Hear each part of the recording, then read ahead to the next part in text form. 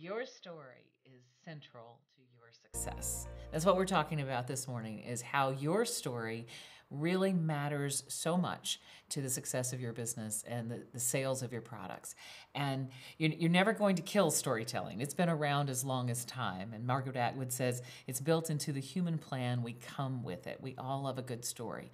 And yours matters much. And in the next few minutes, I'm hoping to inspire you to think about your story, your products, and the ways that you can really build some enhanced success through storytelling, especially in display and merchandising. When people go into a space, when they leave their phones, when they leave their homes and do something other than the perfunctory ordering of Amazon boxes, they're looking for stories. They're looking for your story in particular. If you think about your favorite restaurant, think about your favorite article of clothing, think about your favorite mug, it's got a story, and you love telling that story to friends. Now, some people are natural-born storytellers. I'm not one of them. I struggle. I have to use that "I've found $5" at the end of a story in order to make it meaningful or give it a punchline sometimes. But my saving grace is that I know a bit about merchandising and visual merchandising, and most people read their stories visually. So that's what we want to talk about today. Let me tell you a little bit about my story. Franklin Fixtures belongs to me and my husband, and one day sitting on our deck looking at the hundreds of Tennessee trees in our little mountain, we wanted to make a difference, and we were so grateful for the big love that we felt like we'd been given, and we wanted to do something that mattered to many people.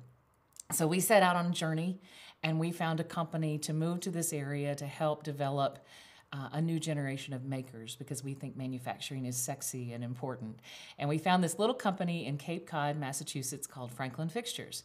And they've been making fixtures for bookstores since 1974. In fact, if you remember the movie You've Got Mail with Tom Hanks and Meg Ryan, that little movie was about a small town bookstore that got closed by a big bad wolf or Fox Books across the street. We made the bookshelves for both of those bookstores, and they were featured. They kind of had their own scenes because they were telling a story themselves. And we became part of the fabric of an ongoing story of Franklin Fixtures and the independent bookstore journey in America from that moment. We fell in love with that story. In fact, it's maybe not the best business decision, but we brought it here to Cookeville, and we've been building it since. And now, today, across the country, independent bookstores and cafes and small retailers are doing so very well, because people want to go someplace that feels local. They want to buy from you. And just like in this, we specialize in making spaces that people enjoy, that people resonate with, that people buy from. And we get to meet famous people like Jeff Kinney, the Wimpy Kid diary guy. This is him next to one of his fixtures. And we get to go all over the country helping people with display and helping people like him make good decisions and tell good stories.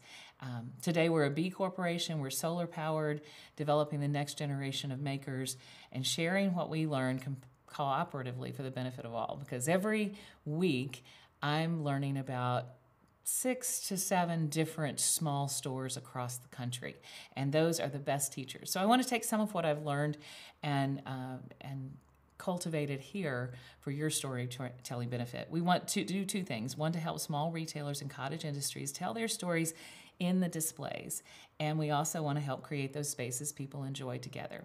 We're going to focus on the first of those this morning. Simple storytelling in displays sparks success. So what's your story? What's this? What are these guys' stories? What have they got to tell? Well, first of all, who is their audience? Who's your customer? Who's your audience? To know what their needs are, because really the story that's going to interest them ultimately is the one that's about them. And then there's two kinds of stories. We'll reiterate that a couple of times. But one, can you take them on a journey? Or two, can you bring a stranger to town? According to literature experts, there are really only two storylines, those two. A person goes on a journey or a stranger comes to town. So when you're thinking about telling stories with your own merchandise, you're telling one of those two stories. You're asking a question or creating a question in their minds that's relevant to them and then tying it to one of those two storylines. Here's one of my favorite storytellers, and I would love to see more of her. So Susan, if you're watching this call, Susan Stone does amazing pottery and print work, and I grabbed a couple of pictures from her Facebook to show her doing what she's doing. But the beauty of Facebook and having that kind of presence and followership is that you create intimacy with your story, how it's made, how these things come together. And it, as I was even putting this slide together and looking at her cat working on her I think it's Rex, working on the website, looking at her beautiful pottery, I started resonating and thinking about buying some more of her pottery and thinking, why don't I have more of this in my house? And why am I not gifting this more often?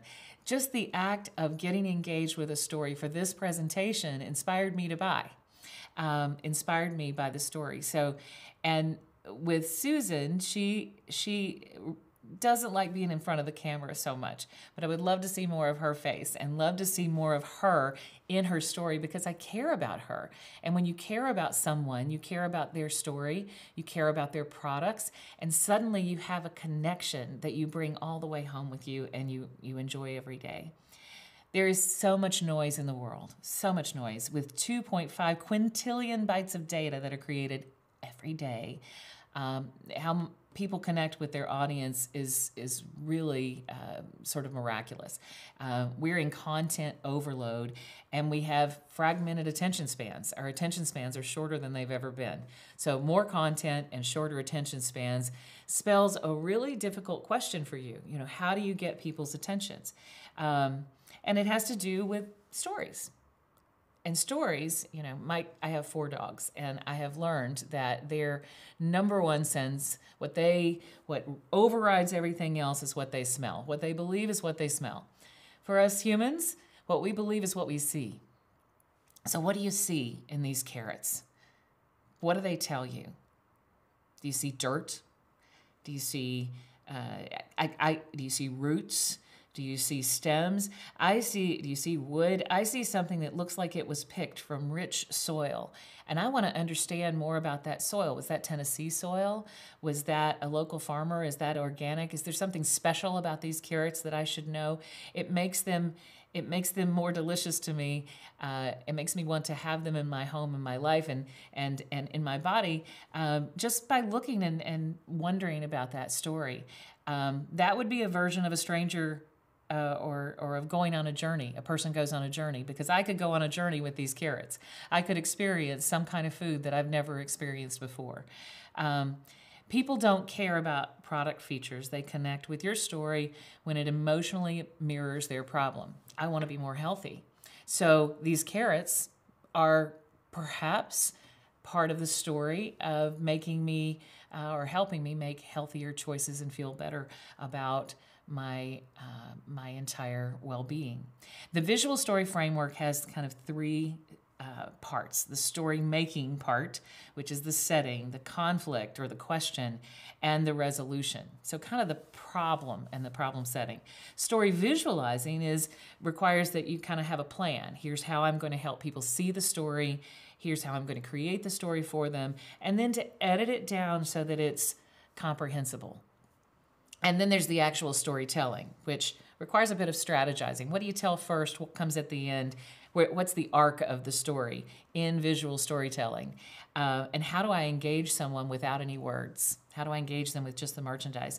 And then how do I optimize that story so that it's repeatable and easily, can be in lots of different formats and spaces? It could be in an outdoor market. It could be on an online. It could be on an Instagram. How do I optimize that story? There's an ecosystem to the whole of visual storytelling. Like the strategists, those who are making the stories, the developers and designers, those who are really good at visualizing the stories, and those who are marketers and sellers who are really good at telling the stories. And within each of those, you may be good at one of those and may want to reach out to a partner within the Biz Foundry or in our community who's better than you at one of those other parts. Perhaps you're really good at story making and the strategy, but you need help with the visualization, or you need help with understanding how to market it. Don't feel like you have to be an expert in all three of these. This is where your ecosystem comes together and your support system comes together to really help you make this happen. And then there's some key ingredients for developing an effective visual story. It should be entertaining. It should feel like entertainment in some way. It should be engaging. It should be suspenseful or contextual or meaningful. It should be relatable. That's easy. Think about yourself and think about what is relatable. It should have a quality about it or a duality about it. It should have a higher purpose and hearken to a higher why, higher purpose, and empowerment should be a part of your story. And then make it believable and share your vulnerability. Share the parts. You know, I shared at the beginning that the Franklin story is a love story, and it's mine and Dave's, and it was 13 years in the making. And on our website, if you read about our story, and in our catalog, we put a lot more information about our story. It is amazing to me how many people come to me and I pick up the phone and they say, I read your story and it was just like mine. I read your story and I resonated because my husband and I are doing the same thing. And I have been just really surprised at how our story, which I felt like was completely unique and really unusual, is actually repeated so many times. And when people connect deeply with our story because they understand too, it's a beautiful thing. Here's a story. I was in water aerobics last week, and I was talking to Caitlin, and I discovered that she owns a little company called Done Spun. Now, part of her story is that she has an unusual genetic disease that causes her muscles to separate from her bones, and she's had a lot of health things, and part of the ways that she's dealt with that is her spinning, is taking wool and making something really soft and beautiful.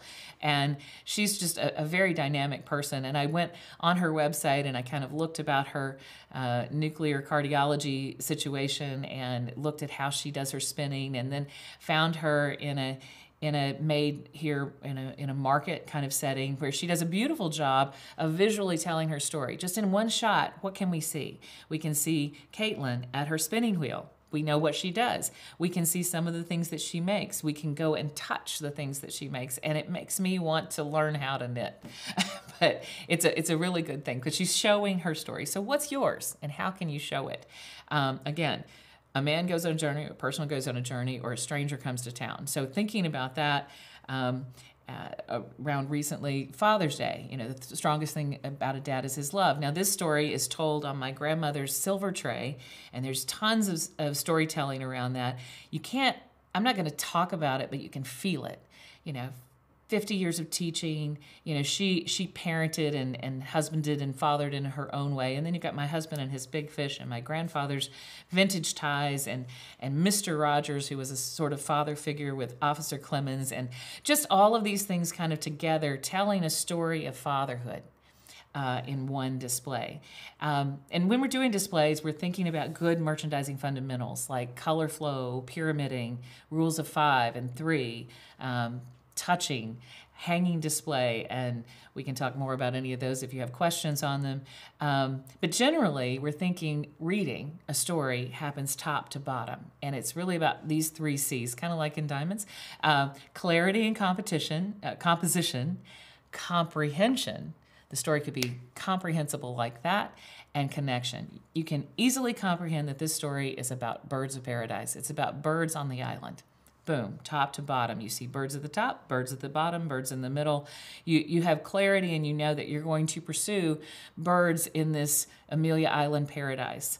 You also want to think about where in physical spaces, where and how you tell your story. Like waist high versus table high is a big deal. You sell 45% more at waist height, which is generally more like 36 inches high, than table height, which is more like 30. And when we're talking about storytelling, when you're putting your story together, what's your history? What's your experience?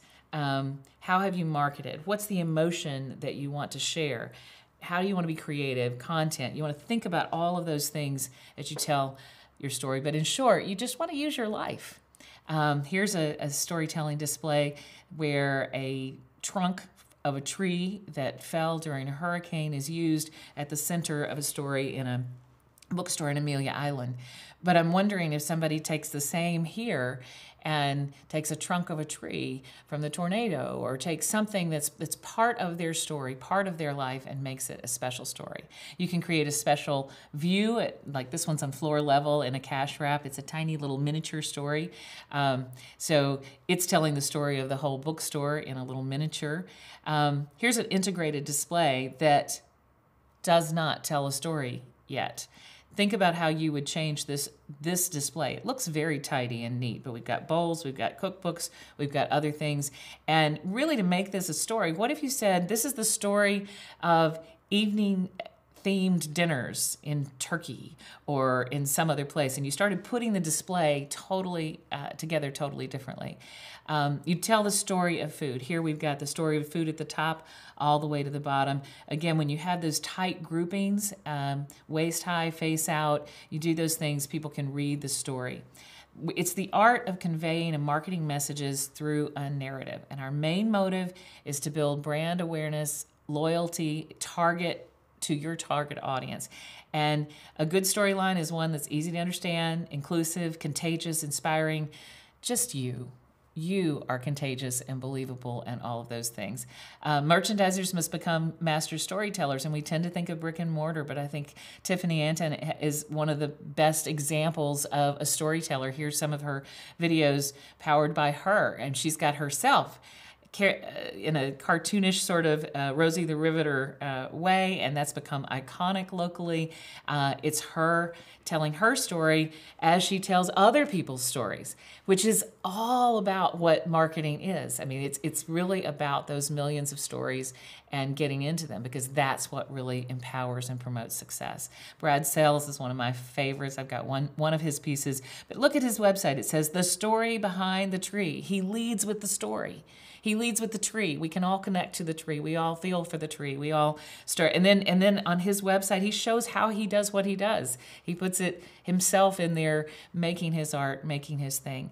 We see this everywhere. We see sensorial journeys that we can touch and that feel tangible and connected. This one's in a grocery store. It's got pots and greenery, but you can see what you can do in one moment. If you're telling your story with every piece of jewelry, I love these open books and the ways that people are saying, inviting you to put your story into a piece of jewelry. I'm wearing a piece of jewelry today that's from my aunt, who was a teacher and who would very much appreciate some of the things that we're saying and doing. But we are living and shopping in a new customer experience economy. You know that everybody's looking for experience. But the most unique experience you can give anybody is in the notoriously shrinking attention span, is a sense in a 1/10 of a second, where 65% of the world's population are visual learners, is a visual message of you. Something that really gives a picture of you. The original scallop, a picture. So when you have a display, a title, merchandise, and a picture tells it really, really quickly. Whole Foods Market in London tells the story of organic eating for dogs and cats and everything. It's a beautiful thing that in one moment you can get it. You can get what this story is about. Color flow helps tell stories. I think this one is particularly interesting because they've used really creative blocks and art and to make one thing special. Think of your story. Think of your merchandise. Think of your product, whether that's food or whether that's a video or whether that's a service or a mug. Think of it as art and position it that way. Hang it. Display it with color flow, make it fun and friendly. The barista, the baker, the happiness maker, something that pulls everything together. Use vintage things that we all relate to and hearken to, like in this great display. Or get together and make people wonder why you're smiling so big about your story. Recent studies suggest that 92% of today's consumers want brands to tell stories about their business or products. 92%. And we want to buy local, we want to buy from you, but the average person, again, is processing over 100,000 digital words. Take your data, transform it into something focused, easy. Your story is you. Human beings absorb information 60 times faster with visuals. Put you in your story. You can tell somebody, they'll learn. Tell me the truth, they'll believe, but tell me a story, it'll be in my heart forever. Simple storytelling sparks success.